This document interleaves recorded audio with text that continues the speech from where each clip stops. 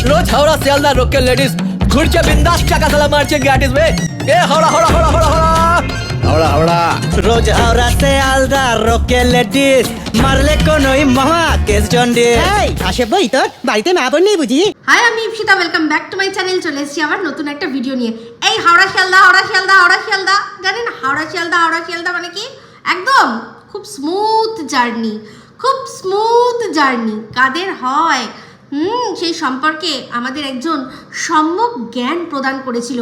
কে সে? আর কেউ নয়, সে হচ্ছে এখন আমাদের ওয়াইটির দালালের প্রিয় দিদি, যার বাড়িতে কদিন আগেই লাল লাল খাসির ঝোল ঢিপিয়ে এসছে। বুঝতে পেরেছেন? সেই জন্যই আজকে এই অংশটুকু ভিডিওর প্রথমে দিলাম ইন্ট্রোডাকশানে। তো আপনাদের আগেই আমি বলেছিলাম যে এই যে দালাল, সে যে গেছিল ওখানে, তার পিছনে বিশাল কারণ ছিল। আর তাছাড়াও একটা ষড়যন্ত্র রচনার জন্য ওখানে সেদিন বেশ কিছু মানুষ জড়ো হয়েছিল। সেটা কি করে বুঝেছি?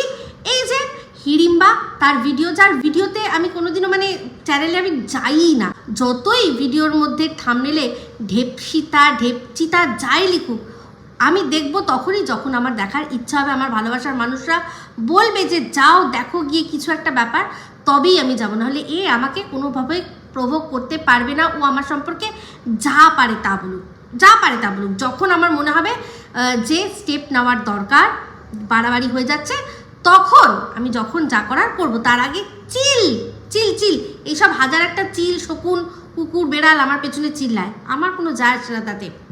তো যাই হোক, যেটা বলছিলাম, তো সে সময়ই আমি বলেছিলাম যে এই দালাল এখানে কিন্তু একা নয়। কারণ সে যখন রান্না করছিল, খাওয়াচ্ছিল, তখন কি বলছিল যে ওদের কীরকম লেগেছে জানি না, রান্না করলাম, আমার রান্না খাবার খেয়ে ওদের কীরকম লেগেছে জানি না। তো ওদের কীরকম লেগেছে বলতে নিশ্চয়ই সে তার বাড়ির লোকদের কথা বলবে না, কারণ তার বাড়ির লোকরা তো তার হাতে খাবার খেয়ে খেয়ে অভ্যস্ত, ভালো লাগুক না লাগুক তারা খায়। তাহলে কাকে নিয়ে, মানে কাদের ভালো লাগবে কি লাগবে না সেটা নিয়ে উনি এত চিন্তিত ছিলেন? অবশ্যই একজন তো নয়, কারণ যদি একার কথা হতো তাহলে তো তার নাম ধরে বলতো, মানে দালালের নাম ধরে বলতো যে জানি না এই দালালের কেমন লেগেছে আমার হাতে রান্না খেতে, কিন্তু বারবার বলেছে যে আমি জানি না ওদের কেমন লাগলো, আশা করি ভালোই লেগেছে খাবার। এমনভাবে কথা বলেছে, তাতে কিন্তু বোঝা গেছে যে ওখানে ওনার বাড়িতে এই দালাল ছাড়াও আরও অনেকে নিমন্ত্রিত ছিল। তার মধ্যে একজনের কথা আমি বলেছি যে সেটা হচ্ছে চম্পাকলি। তো আরেকজনের কথা পরিষ্কার কালকে আমি বুঝে গেলাম যে ওখানে আরও একজন কে ছিল। কে বলুন তো? দুখেন। সেই দুখেনও আমার মন বলছে যে সেই দিন ওখানে উপস্থিত ছিল। আর এই যে 14 তারিখে যে পার্টি হবে, 14 তারিখে যে একটা কিছু হতে চলেছে, সেই দিনই ওরা কিন্তু ওখানে সব আলোচনার সমস্ত কিছু করেছে। দেখুন, একটা জিনিস, সেটা কিন্তু আমি জানতে পারলাম কোথা থেকে, একটি মেয়ে ভিডিও দিয়েছে, সেই ভিডিওটা দেখে আবার গীতাদি ভিডিও করেছে, গীতাদির ভিডিওটাও দেখেছি। আর সেই মেয়েটি তার নাম সাফা, সে আবারও ভিডিওটা পাবলিক করেছে। একটা ভিডিও করেছিল, সেটাকে করে কিছুক্ষণ রেখেছিল, তারপর সেটাকে আবার ও ডিলিট করে দিয়ে আবার নতুন করে করেছিল। তো সেখানে ও ডিলিট করে দিয়েছে, তার পেছনে কারণটা একটাই বললো যে আমি তার নাম নিয়েছি। তো নাম মে ক্যা রাখা হ্যায়, নাম নেওয়াই যায়। তো এই মেয়েটি যে সাফা, সে ওয়াইটিতে মনে হয় খুবই নতুন, সে ভিডিও দেখে, পুরনো দর্শক, কিন্তু পুরনো দর্শক আর পুরনো ক্রিয়েটার দুটোর মধ্যে কিন্তু তফাৎ আলাদা।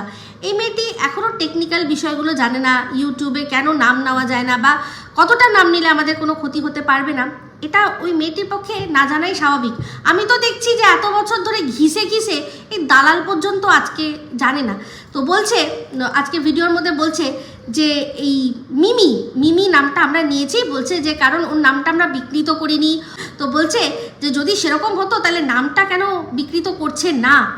আমরা তো জানি ডাইরেক্ট কারোর নাম নেওয়া যায় না, কিসের জন্য, যে ওয়াইটিতে আর কি নানান রকম ভয়। তো ওয়াইটিতে ভয় বলতে এক হচ্ছে কপিরাইট স্ট্রাইকের ভয়, আর তাছাড়া ওয়াইটিতে অন্য কোনো ভয় নেই। হ্যাঁ, ওয়াইটিতে তুমি কি বলছো তার দায় তোমাকে আবার কোথায় নিয়ে যেতে হবে, সেটা হচ্ছে গিয়ে দেশের আইনের ভয়, সেটা রয়েছে। তো সেক্ষেত্রে সেটা ওয়াইটি কেন, সেটা ফেসবুক, ইনস্টাগ্রাম, যে কোনো সোশ্যাল মিডিয়া হ্যান্ডেলের ক্ষেত্রেই কিন্তু সেটা প্রযোজ্য। তো ওয়াইটিতে অরিজিনাল নাম না নেওয়ার পেছনে কারণই হচ্ছে যে যাতে আমরা স্ট্রাইক থেকে বাঁচতে পারি। আমরা স্ট্রাইক থেকে বাঁচতে পারি, যার সম্পর্কে আমরা কথা বলছি সে যেন আমাদের স্ট্রাইক না দিয়ে দেয়, সেই জন্যই আমরা কারোর পুরো নামটা নিই না বা চ্যানেল সহ নাম নিই না। তো সেটা ও খুব ভালো করেই জানে। তাহলে এই শুধুমাত্র নামই তো নেওয়া হয়েছে, সারনেমও সাধারণত আমরা নিই না, তো সেখানে এই মেয়েটির নাম নেব না কেন?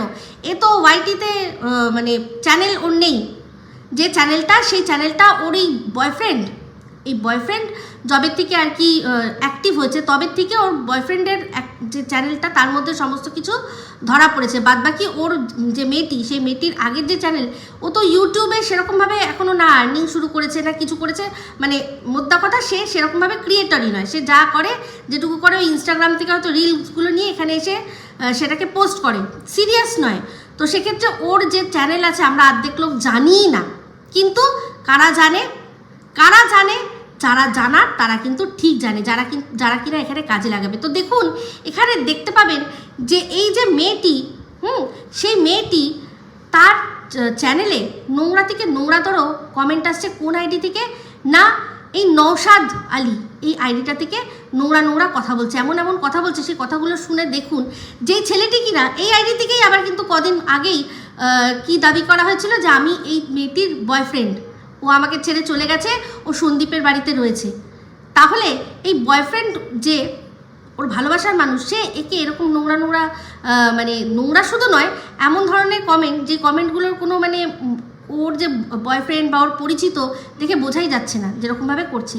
তো এখানে প্রচুর মানুষরা কিন্তু তাহলে মানে বোঝা যাচ্ছে এই নওশাদ আলী যে আইডিটা, এটা কিন্তু ওই সোনু বলে যে ছেলেটি তার নয়, নাম ওর, কিন্তু ওর নাম দিয়ে এই জিনিসটাকে সম্পূর্ণ বাজারে ছড়ানোর জন্য নওশাদ আলী বলে একটা আইডি ক্রিয়েট করা হয়েছিল, করে সেটা বিভিন্ন চ্যানেলে বিভিন্ন ক্রিয়েটারদের কাছে তারা গিয়ে, বিশেষ করে যেসব চ্যানেল কিন্তু সন্দীপকে সাপোর্ট করে তাদের কাছে গিয়েই এই কমেন্টগুলো করা হয়েছে। দেখুন এখানে কিন্তু উল্লেখ্য বিষয় যে এখানে আমার কমেন্ট বক্সে সেই কমেন্ট এই নওশাদ আলীর থেকে কোনোদিনও আসেনি। সীমার কাছে এসেছি কিনা আমি জানি না, দীপ্তিদি বা রিম্পার কাছে এসেছে কিনা জানি না। বেছে বেছে আমরাও কিন্তু সন্দীপকে সাপোর্টই করি, সন্দীপের ঠিকটা ঠিক বলি, ভুলটা ভুল বলি, নিরপেক্ষ ক্রিয়েটার আমরা, ঠিক আছে? ভুল বললেও ধরিয়ে দিই, মানে আমি তো এমনভাবে ধরিয়েছি যেটা হয়তো সন্দীপের ভালোও লাগেনি একটা সময়, কিন্তু সেক্ষেত্রে পরবর্তীকালে ও বুঝেছে যে আমি যে কেন তখন ওকে বারণ করেছিলাম বা সাবধান করেছিলাম, ও কি বিপদে পড়তে পারে বা পড়তে চলেছে, সেটা কিন্তু তখনই ও হাতে নাতে ফল পেয়ে গেছিল। ওই আসানসোল বালির কেসটার কথা বলছি, সেই ঘটনা সামনে আসার আগেই কিন্তু সন্দীপকে আমি সাবধান করেছিলাম, ঠিক আছে? তো এইবার এই ক্ষেত্রেও বলবো যে অবশ্যই সন্দীপকে সাবধান করব যে তুমি তোমারটা দেখো ভাই, তুমি এখন নিজেই যেভাবে জড়িয়ে রয়েছো, তোমার ছেলে, তোমার বাবা মা, তাদের নিয়ে, তোমার কেস কামারি নিয়ে, এখানে কে কিভাবে রয়েছে না রয়েছে, কোথায় রয়েছে তোমার দেখার দরকার নেই। হ্যাঁ, মানবিকতার খাতিরে একবার বলে দিয়েছো, দ্যাটস ইট, যে তুমি তোমার সব কিছু থেকে সেফ ডিস্টেন্সে থাকো। যেখানে বা দেখো বারবার যখন কোনো মানুষের উপর আঙুল ওঠে তখন কিন্তু স্বাভাবিক কথা, তোমার যতই ভালোবাসার লোক হোক না কেন, এরকম দেখছো অনেকে আছে তারা কিন্তু বলছে যে কি ব্যাপার, বারবার তোমারই নামটা কেন আসছে। তো সেক্ষেত্রে আগে আমি বলবো, আমি তোমাকে অনেক আগেই সাবধান করেছিলাম যে এখনও কিচ্ছু হয়নি। হ্যাঁ, বন্ধুত্ব গল্প সেটা লিমিটটা একটা লিমিটের মধ্যে থাকবে, এমন বন্ধুত্ব করবে, এমন আর কি বন্ধুত্ব রাখবে যেটা কিনা সবাইকে দেখাতে পারবে যে হ্যাঁ আমার বন্ধু, এই যে মিট আমার ফ্রেন্ড বলতে পারবে, সেরকমভাবে বন্ধুত্ব করবে। তুমি জানো ভালো করে যে তোমার, আমি এটা বলতে বাধ্য হচ্ছি যে এই মেয়ে বা বন্ধু খোঁজার ক্ষেত্রে বা নারী সঙ্গ খোঁজার ক্ষেত্রে তোমার কিন্তু চয়েস একেবারে ঘাটিয়া, সত্যি বলছি, এটা কিছু বলার নেই। তুমি এর আগেও দেখেছি যাকে বউ করে নিয়ে এসছিলে, বুঝতে তো পেরেছো কীরকম ঘাটিয়া। তো সেক্ষেত্রে বলছি, তারপরেও যার সাথে বন্ধুত্ব করলে সে আসানসোলবালি, সেও তাই। আর এই যে মেয়েটি, সেটার সাথে বন্ধুত্বর কথা বলছি না, বাট তুমি যেভাবে বলছো, কথা তো হয়েছে ফোনে, এটা তো সত্যি কথা। তো সেক্ষেত্রে বলছি যে কথাও বলবে, খুব বুঝে বলবে, কারণ সবাই এখন তোমার মানে দিকে ওত পেতে বসে রয়েছে, সবাই তোমার বিষয়টা জানে। তো সবাই সেখান থেকে নিজের মতো করে ফায়দা নেবে। তো সেক্ষেত্রে ও কোথায় আছে আমি মেয়েটিকে বলছি না, সে তার পার্সোনাল লাইফে যা খুশি করুক, কিন্তু যদি কম্পেয়ার করা হয় টিনের সাথে, তাহলে একটা জিনিস সত্যি, 3 বছর 2.5 বছরের বাচ্চা ফেলে রেখে দিয়ে গেছে, এ হয়তো আরও বড় 10-12 বছরের বাচ্চা ফেলে হয়তো দিয়ে গেছে। এখন শুনছি মেয়েটির বয়স, ওর যে মেয়ে, এই যে মেয়েটি, তার মেয়ের বয়স হচ্ছে গিয়ে 17-18 বছর। এই দালাল প্রথমে বলেছিল নাকি সীমার মেয়ের বয়সী। তো তো যাই হোক, সেক্ষেত্রে 17-18 বছরের মেয়েও যদি হয়, যদি তুমি সেই মেয়েটি 8 বছর আগে ছেড়ে দিয়ে যায়, তখন মেয়েটির তো 10 বছর মতো বয়স হবে। তো 10 বছরের মেয়ের ভীষণ বেশি মাকে প্রয়োজন। যেমন জন্মের পরেই বাচ্চার মাকে প্রয়োজন, তেমনি এই 10 বছরের মেয়ে আস্তে আস্তে যখন টিনেজার দিকে যাচ্ছে, তখন মায়ের প্রচুর গাইডেন্স প্রয়োজন। সেখানে সেই সময় মা তাকে গাইডেন্স না দিয়ে নিজের সুখ খুঁজে বেরিয়ে গেছে। তো সেক্ষেত্রে খুব যে মাথায় তুলে নাচার মতো আমি বলবো না, তবে হ্যাঁ, ডিভোর্স দিয়ে করেছে নেক্সট যে রিলেশনটা, তাই জন্য আমি তাকে টিনকে যেভাবে বলতে পারি, ওকে আমি সেভাবে বলবো না। বাদবাকি তার লাইফ সে যেভাবে খুশি কাটাক, আমার এখানে কিছুই বলার নেই। কিন্তু হ্যাঁ, তোমাকে বলবো যে সাবধান, আগে এই সব বিষয় থেকে বেরো। তোমাকে এর আগেও আমি বলেছিলাম, দেখো, গল্প করা কোনো বড় কথা নয়, গল্প করো, তোমারও অধিকার আছে ভালো থাকার। তো ভালো থাকার অধিকার আছে, বন্ধু হচ্ছে এমন বন্ধু করো যাকে যখন নিয়ে কথা বলবে বা ঘুরবে বা গল্প করবে, সবাইকে দেখিয়ে করবে, লুকোছাপা কিসের, তাই না? তো সেখানেই বলছি যে এই একটা পাগল হোক বা ছাগল হোক, এত বড় ক্ষমতা হলো যে সে তোমার উপর আঙুল তুললো, কারণ ওই যে তোমাকে সেই মার্চ মাসে 1-2বার কল হয়েছে, সেইটার সাহস নিয়ে ও এইরকমভাবে এটা করতে সাহস পেল, তোমার যারা আর কি অ্যান্টিপার্টি তাদের সাথে যোগাযোগ করে। তো এই বিষয়টা অনেকদিন আগের থেকেই কিন্তু প্ল্যান হচ্ছে। এই যে মেয়েটি কিনা সন্দীপকে ফোন করেছিল, হয়তো সেটা আমি হয়তো কেন বলছি, কারণ সন্দীপ নিজেই যদিও বলেছে, তা সেক্ষেত্রে এই বক্তব্য এটাই যে মেয়েটি নিজের চ্যানেল গ্রো করার জন্য করেছিল, কথা বলেছে, খুব ভালো কথা। তো সেও তো মিশেছিল স্বার্থ নিয়েই। তো সেক্ষেত্রে এর বয়ফ্রেন্ড, এই মেয়েটি যা বুঝতে পারছি আজাদ খেয়ালাত, সে কোথায় গেছে না গেছে, এখন তার বয়ফ্রেন্ড কাউকে খুঁজে পাচ্ছে না বলে সন্দীপকে জড়াতে চাইছে, আর জানে সন্দীপকে জড়াতে পারলে তার প্রচুর লাভ। তো এরকম আমি আগেই বলেছিলাম যে খরিদ ফরক কিছু একটা হয়েছে। তো এটা 100% শিওর এই সাফা মেয়েটির কথা শুনে, যে সে যখন এত শিওরলি বলছে যে এটার মধ্যে ঘোড়ামুখী দালাল যুক্ত আছে। তো ঘোড়ামুখী দালাল এটুকুও জানে না যে মেয়েটি ইউটিউবে নেই, তার নাম নিলে আমাদের কি হয়ে যাবে, সে তো আমাদের কপিরাইট দিতে পারবে না, তাই না? আর সবচেয়ে বড় কথা, যদি সত্যি কথা বলা হয়, যদি কারোর নামে কুৎসা না করা হয়, সেক্ষেত্রে নাম ধরেই বলা হয়। যখন মানুষ খবর যখন বলে, তখন সে নাম ধরেই বলে যে যার সম্পর্কে সেই খবরটা দিচ্ছে, কারণ তার কাছে সেই সোর্সটা রয়েছে, আমি যে এই সোর্স থেকে জানতে পেরেছি। তো যাই হোক, ও দেখছিলাম বলছে যে নামটা এরা নিচ্ছে কারণ এরা নাম বিকৃতি করবে না। তো নাম বিকৃতি করার প্রয়োজন তখনই পড়তো যদি এই মেয়েটি ওয়াইটিতে নিজেকে বিক্রি করতো টিনের মতো, বা এর ওয়াইটিতে চ্যানেল থাকতো, তাহলে ওর নাম নিতাম না। সে বিকৃত করি বা সেটাকে আরও সুন্দর করি বা যেভাবেই হোক বুঝিয়ে দিতাম যে কার কথা বোঝাতে চাইছি। তো সেক্ষেত্রে এখন নামটা শুধু নিয়ে আমরা বলতেই পারি, অবশ্যই বলতে পারি। তো যাই হোক, সে এই হিড়িম্বার এখানেই কিন্তু লাল খাসির ঝোল খেয়ে এই পুরো গেমটা সাজানো হয়েছে। সেই জন্যই সেখানে পরের দিন যখন এই দালাল তখন বলছিল যে কিছু একটা হতে চলেছে, সমস্ত তোমরা জানতে পারবে। আর সেই ভিডিওর নিচেই এই যেখানে হিড়িম্বার চ্যানেল, সেখানে এই মর্কট গিয়ে কমেন্ট করেছে, যেটা আপনাদের সাথে দেখিয়েছিলাম, যে এইটা তো আজকে এখন বললো এই দালাল দিদি, এরপর আমি দেবো আরও একটা খবর। তো সেই খবরটা কি, এই যে নতুন করে একটা স্ক্যান্ডেল তৈরি করেছে সন্দীপের নামে, সেইটা।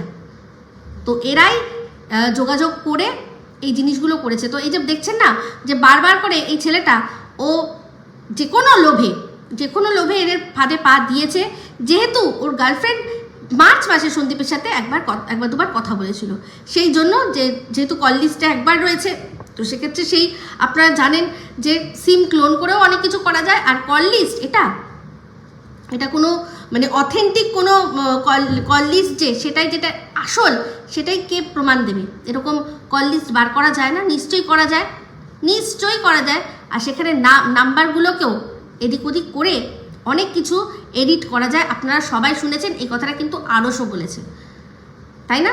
তো এই দালাল বলছে যে যখন কোনো ব্যাপার, কোনো খবর নিউজ চ্যানেল যখন দেয়, যে চ্যানেল প্রথম দেয় তার নাম হয়, কিন্তু ওয়াইটিতে আমি যখন কোনো খবর প্রথম দিই তখনই হয়ে যায় আমার প্রবলেম। তাই ও নিউজ আর কোনটা নিউজ আর কোনটা কন্ট্রোভার্সি আর কোনটা ওয়াইটি ভিডিও, ওর তার মানে কোনোরকমভাবে কোনো ডিফারেন্সই জানে না। এ দেখ দালাল, এটা না এই যে যে ভিডিওটা দেখছিস, এই টিন আর তার সাথে ফোকলা, এটা সবার আগে ইউটিউবে আমি দেখিয়েছিলাম। কি করে নিতে পেরেছে? কিছু পারেনি। আর ওরা যে কোথায় ঘুরতে গেছে সেটাও সবার আগে আমি বলে দিয়েছিলাম। যারা নিউজ দেয় তারা তো পুরো নিউজ রিপোর্টিং করছে, দেখিয়ে দেয় এই দেখুন এখানটা এই জিনিসটা হয়েছে। কিন্তু ও যে কথাগুলো বলছে তার পরিপ্রেক্ষিতে কোনো রকমভাবে কোনো যাকে বলে তথ্য বা প্রমাণ দিতে পেরেছে।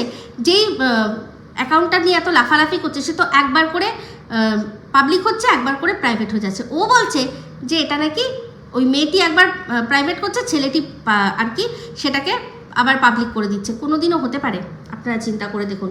আর এই যে একটা কথা, যে কথাটা ওই সাফা বলে যে মেয়েটি, সে বলল যে আমরা কেউ দেখতে পাই না, তুই কি করে হঠাৎ করে এইটা দেখতে পেলি, তুই কি করে দেখতে পেলি, তাই না? তো পরিষ্কার বোঝা যাচ্ছে যে দেখতে পেয়েছে, কারণ ওরাই সবাই মিলে এগুলো প্ল্যান করেছে। সাফা বলে যে মেয়েটি যে কথাগুলো বলেছে এক একটা কথা সত্যি। তো ওই দুঃখের আর এই মর্কট, এই দালাল, এরা সবাই, আর জানি না আর কে কে ওখানে উপস্থিত ছিল।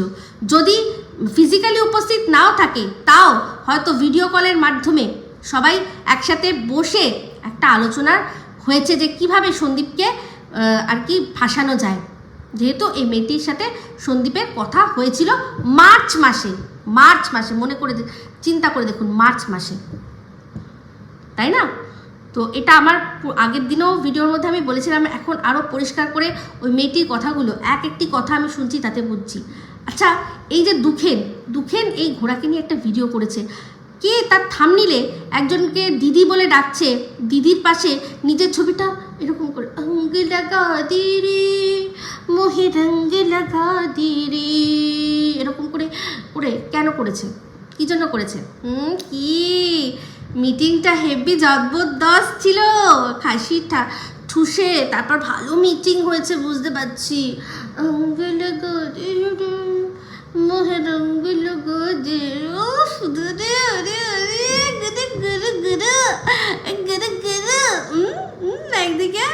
একদিকে মর্কট, একদিকে দুঃখের, মাঝখানে উলি মামালি, কি স্যান্ডউইচ মিটিং হয়েছে, পুরো স্যান্ডউইচ মিটিং, দারুণ।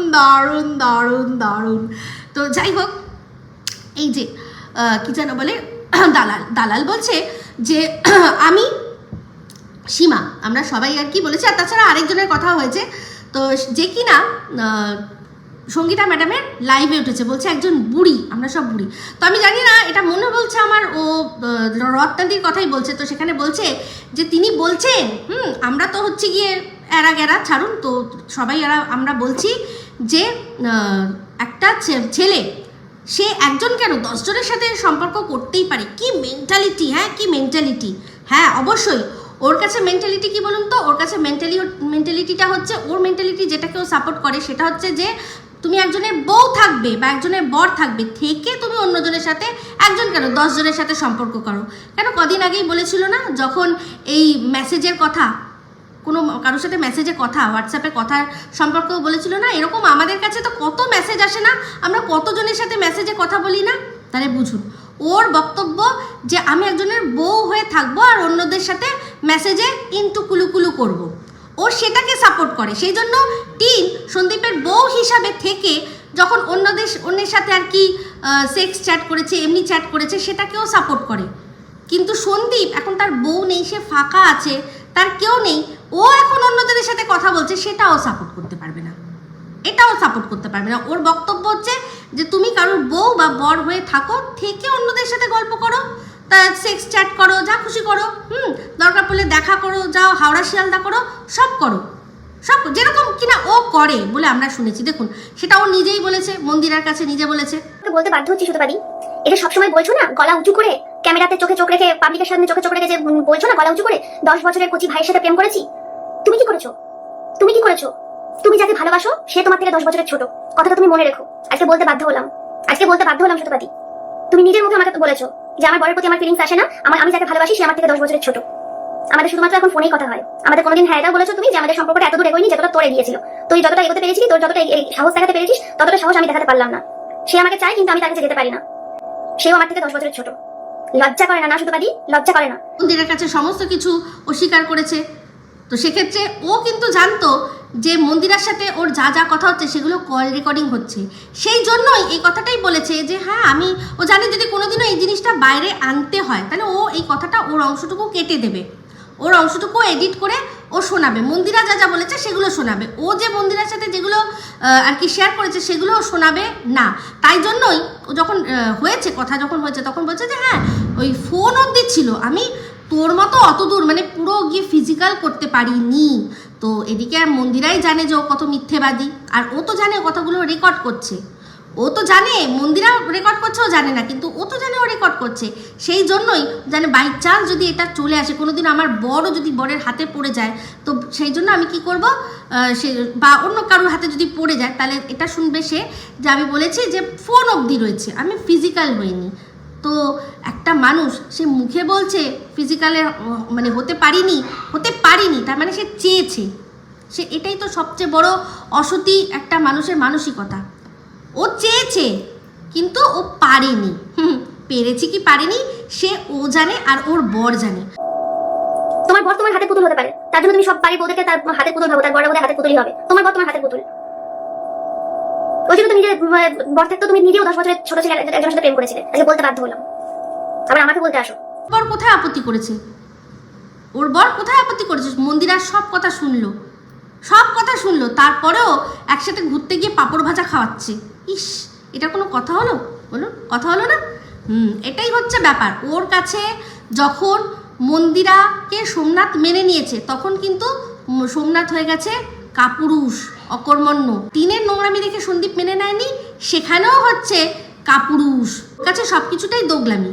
সীমার বর সীমা সম্পর্কে যা শুনেছে না শুনেছে সেটা মেনে নিয়েছে, সেটার জন্য সীমার বর হাফগান্ডু। আর ওর বর যে সমস্ত কিছু শুনছে দেখছে, তো ওর ক্ষেত্রে ওর বর শোনেনি। ও যে কাঁদতে কাঁদতে বলেছে যে বান্ধবীর বাড়ি যেতাম, জানো কোথাও না কোথার থেকে আমি খুঁজে খুঁজে স্কিনওয়ালা চিকেন নিয়ে যেতাম, যে কিনা নিজের বাপের বাড়িতে নিজের বোনের বাড়িতে যাওয়ার সময় একটা মিষ্টি নিয়ে যায় না, সে খুঁজে খুঁজে কোথায় স্কিনওয়ালা চিকেন সেটা খুঁজে খুঁজে নিয়ে যেত। তার মানে বুঝতে পারছেন কতটা ভালোবাসা, মন থেকে ভালোবাসা, যেটা আমি এর জন্য এটা করবো, তার জন্য আমার কষ্ট করে অনেক দূরে গিয়ে পয়সা খরচা করে ওর হাত থেকে পয়সা বেরিয়েছে।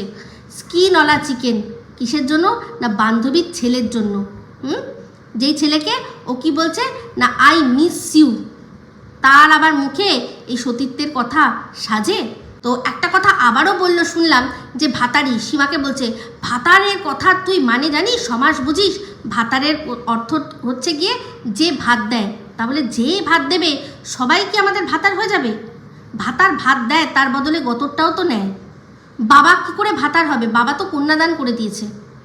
বাবা যদি আমাদের ভাতার হতো, ভাত দিয়েছে মানে ছোটোবেলা থেকে ভাত দিয়েছে, তার জন্য আমাদের বাবাকে আমাদের ভাতার হতে পারে কখনো? আর এগুলো ওদের ওখানে যারা বসে বসে ওর ওখানে যারা শোনে তারা সবচেয়ে বেশি একটা করে, তারা সব হচ্ছে এক একটা মানে অজস্র ভাতারি, তারা অজস্র ভাতারি। সেই জন্যই যে মানে যাকে তাকে ভাতারি তারা মেনে নেয়। বাবা হাজার খাওয়াক, সে আমাদের খাইয়ে পড়িয়ে বড় করেছে, করে কন্যা দান করে দিয়েছে, সে কখনো ভাতার হতে পারে না।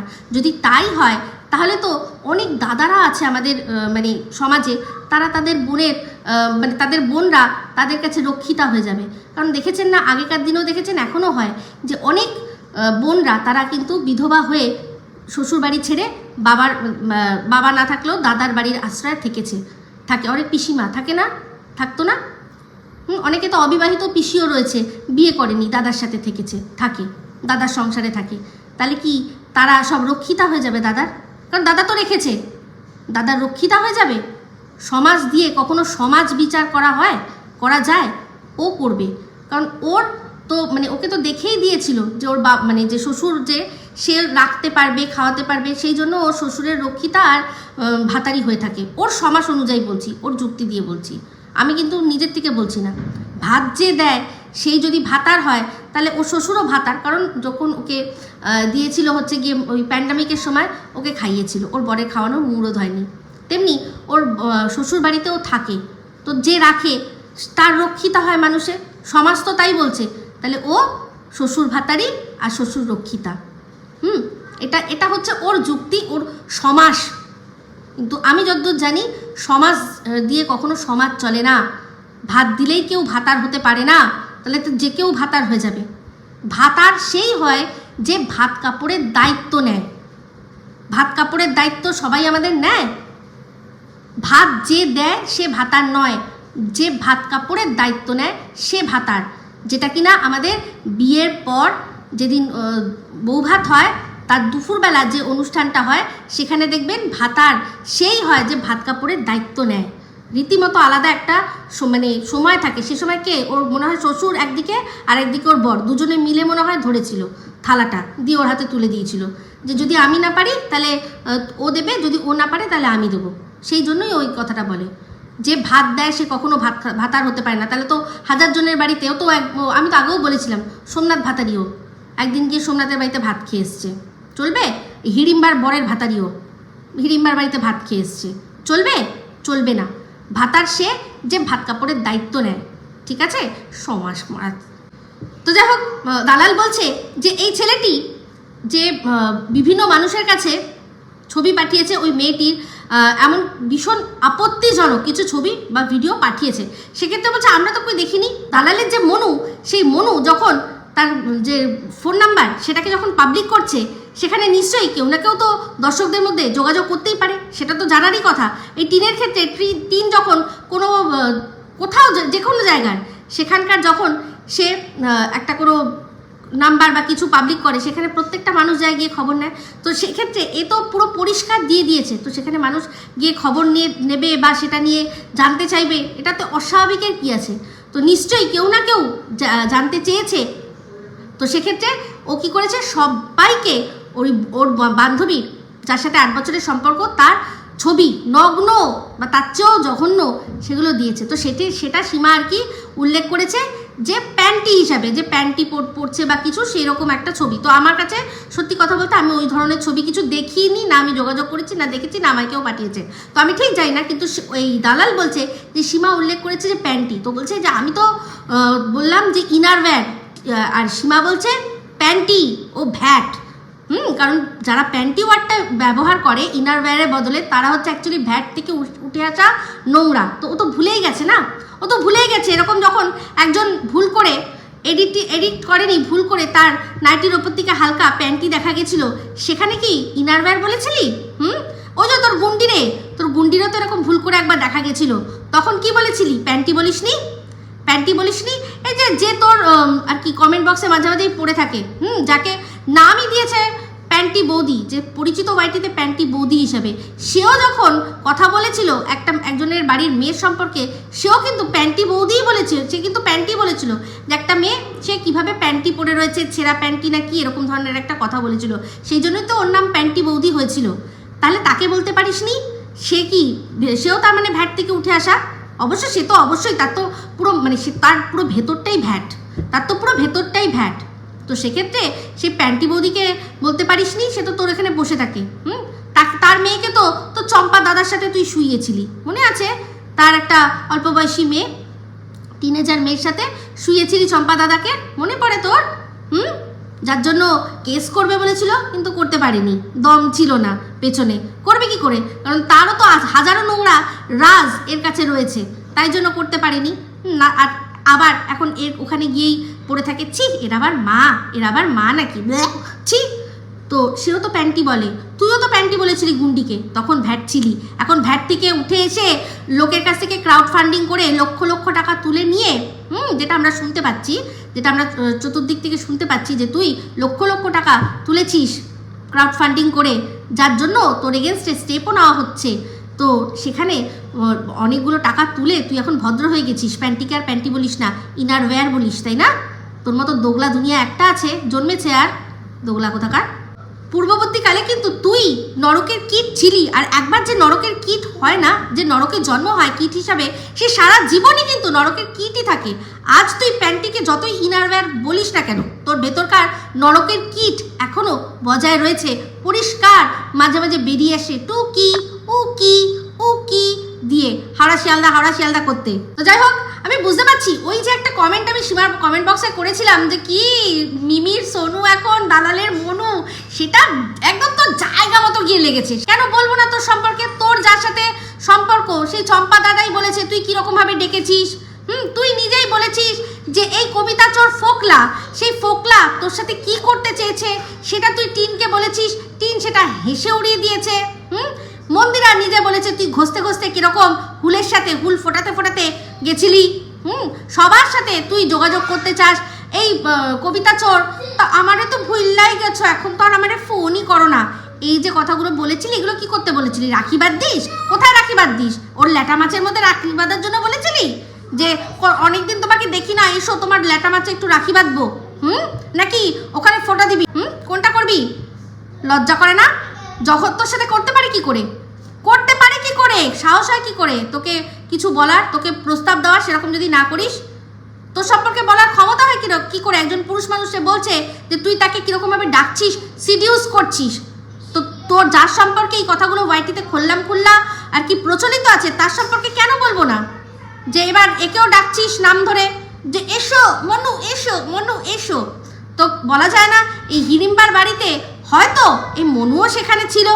এই সমস্ত কিছু যখন জটলা পাকানো হচ্ছে, কারণ এটা আমি বলছি না, ওই সাফা বলে যে মেয়েটি সেই বলছে যে সন্দীপের সাথে যে কনস্পিরেসিটা করা হচ্ছে তার মধ্যে এই দুখেনের সাথে সাথে এই দুখেন যাকে নিয়ে এরম করে ভিডিও করেছে সেও জড়িত। এবার আমাকে তুই যতই যা নন্দন বল না কেন তাতে কোনো যায় আসে না, আমাকে যাই নন্দন তুই বল আমার কোনো যায় আসে না। কিন্তু আমার বাচ্চার সম্পর্কে, আমার তারপর হচ্ছে গিয়ে আরও অন্য যে সম্পর্কে যে কথাগুলো বলেছিস, আমি ফ্ল্যাট বাগিয়ে নিয়েছি, এই কথাগুলোর তুই যথাযোগ্য জায়গায় গিয়ে তার প্রমাণ দিবি, ঠিক আছে? সেটাতে তোর ছাড়ন ছুড়ন নেই। তো যাই হোক, ভিডিওটা শেষ করে দেবো, কিন্তু তার আগে একটা কথা বলি, যেটা বলছে এই দালাল যে সঙ্গীতা ম্যাডাম নাকি সীমাকে অন ক্যামেরা আর কি বলেছে যে কথাগুলো, সেটা অপমানজনক। কিসের অপমান? আমি একটা কথা আগেও বলেছি এখনও বলছি, যে ভালোবাসে, যে সোহাগ করে, সে শাসনও করতে পারে। তো যেখানে সম্পর্কটা দিদি বোনের মতো বা বন্ধুত্বের মতো বা যাই হোক, যেরকম হোক সম্পর্কটা মানে ভালোবাসার সম্পর্ক, সেখানে যদি ভালোবাসতে পারে মানুষ, সেখানে ভুলও ধরাতে পারে। তার জন্য আমাকে কানে কানে বলতে হবে বা আমি ক্যামেরা খুলে বলতে পারবো না, এরকম কোনো ব্যাপার নয়। যেমন কিনা আমি সন্দীপকে যে কথাটা বললাম, সেটা আমি কি ওকে ফোন করে বা ওকে মেসেজ করে বলতে পারতাম না? কিন্তু তাও একটা ক্লিয়ার একটা আর কি যেটা যাকে বলে বার্তা, সেটা আমি দিয়ে রাখলাম সবার সামনে, এটা বোঝানোর জন্য যে আমার সেই অধিকার রয়েছে ওর প্রতি। যেমন ভালোবাসি, যেমন চিন্তা করি, তেমনি ভালোবাসলে যদি মনে হয় শাসনও করতে পারি বড় দিদি হিসাবে। এটাই এরা বুঝবে না, এটা এরা বুঝবে না। তো অপমান কাকে বলে বলতো? অপমান তোকে করেছে ম্যাডাম। চিন্তা করে দেখ, গেছিলি ওনার শরণাপন্ন হতে, পায়ের তলায় লুটুপুটি খেতে, দিয়েছে তো থুতনি বরাবর মুখে একটা জোরে লাথি দিয়েছে না? পুরো থুতনি বরাবর তোর মুখে একটা লাথি দিয়েছে ম্যাডাম। যে তুই গেছিলি, আমি তো গিয়েছিলাম আপনার শরণাপন্ন হতে, আপনার দলে যেতে, আপনি আমাকে থুতনি বরাবর মুখে একটা লাথি মারলেন, তাও আপনার ভাঙা পা নিয়ে। ম্যাডামের বলেছে সবাই, ম্যাডাম নিজেই বলেন যে তার সারা শরীরে কতগুলো প্লেট, তো পায়ের মধ্যেও প্লেট রয়েছে। সেই প্লেট যেমন আমার হাতে প্লেট রয়েছে, এখানে একদম সলিড রয়েছে। যেদিন এরকম দেবো যাকে না একদম 2.5 কিলো কা হাত, সে উঠবে না, উঠে যাবে। তো সেটার অপেক্ষাও রয়েছি। তো যাই হোক, যেটা বলছিলাম, সেই ভাঙা পা নিয়ে থুতনি বরাবর তোর মুখে কেমন লাথি মারলো বলতো? জোড়া পায়ে তোর মুখে লাথি মেরেছে, বুঝতে পেরেছিস? থুতনি বরাবর, ওটাকে বলে লাথি মারা। যে তুই ওনার পায়ের তলায় গেলি, পড়লি, আর উনি তোকে নিল না, তোকে রিজেক্ট করে দিল, বুঝতে পেরেছিস? সীমাকে, আমাকে, আমাদের মতো আরও অনেক মানুষকে যাদেরকে উনি ভালোবাসেন, বা আমরাও যারা ওনাকে ভালোবাসি, যাদেরকে ভালোবাসেন তাদেরকে শাসন করার অধিকার রয়েছে। সেই অধিকার সীমা একবার নয়, অনেকবার ম্যাডামকে দিয়ে রেখেছেন, বুঝতে পেরেছিস? সেগুলো এই সীমা আর হচ্ছে গিয়ে ম্যাডাম, এদের সম্পর্কে মাঝখানে আসতে যাবি না। কেন বলতো? ম্যাডাম অনেকবারই বলে দিয়েছে যে সীমা আমার হারিয়ে যাওয়া একটা বোন। তো ওরা হচ্ছে কি বলতো, আম আর দুধ। আম আর দুধ কি হয় বলতো? মিশে যাবে। আর তুই আটির মতো যেরকম তোকে ছুঁড়ে ফেলে দিয়েছে, লাথি মেরে দিয়ে একদম থুতনি বরাবর তোকে ছুঁড়ে বার করে দেবে, বুঝতে পেরেছিস? ওরকমভাবে তোরা যতই চেষ্টা কর ওরা দুজন আমার দুধ যেরকম সুন্দর মেশে সেই রকমই আমার দুধ খুব সুন্দর মিশে ওরা আমরস তৈরি হয়ে যাবে, আর তোরা চুপচাপ দেখবে জিভ বার করে, বুঝলি সারমেয়গুলো প্রতিটা সারমেয় তোরা দেখবি ওরকম করে আর ওরা সুন্দর থাকবে, বুঝলি? চল পাট এখান দিকে। তো যাই হোক বন্ধুরা, ভিডিওটা এটুকুই রাখলাম, এরপর অবশ্য আবারও আসছি। তো এই ভিডিওটা ভালো লাগলে লাইক শেয়ার কমেন্ট করতে ভুলবেন না, যারা চ্যানেলটা সাবস্ক্রাইব করেননি তারা সাবস্ক্রাইব করবেন। সবাই ভালো থাকবেন, সুস্থ থাকবেন, আবার আছি খুব শীঘ্র একটা নতুন ভিডিও নিয়ে। টাটা।